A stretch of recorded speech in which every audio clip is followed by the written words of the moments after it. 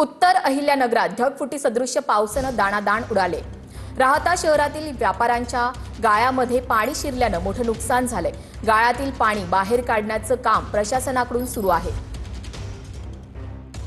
अहमदनगर जिल्ह्यातील उत्तर भागाला पावसानं झोडपलेला आहे आणि आता आपण राहता शहरामध्ये राहतेसह श्रीरामपूर, शिर्डी आणि त्यासोबत कोपरगाव या परिसरामध्ये पावसानं दाणादाण उडवून दिलेली आहे। आता आपण जे राहत्यातील छत्रपती कॉम्प्लेक्स बघतोय त्या ठिकाणी नदीचं स्वरूप प्राप्त झालेलं आहे आणि सर्वत्र पाणीच पाणी झालेलं आहे।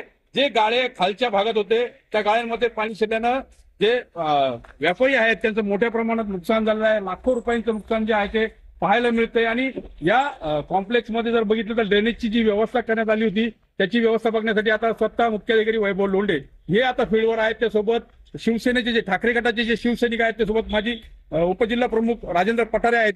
प्रशासन जे आहे ते कशा पद्धतीनं यावर तोडगा काढतं किंवा पालकमंत्री राधाकृष्ण विखे पाटील यांचा मतदारसंघाला असलेल्या या राहता तालुक्यामध्ये काय उपाययोजना आहेत किंवा शेतकऱ्यांना काय मदत आहे ते करणार आहेत याची याकडे आता सर्वांचं लक्ष लागल्याचं पाहायला मिळतंय। मनोज गाडेकर, TV9 मराठी, राहता।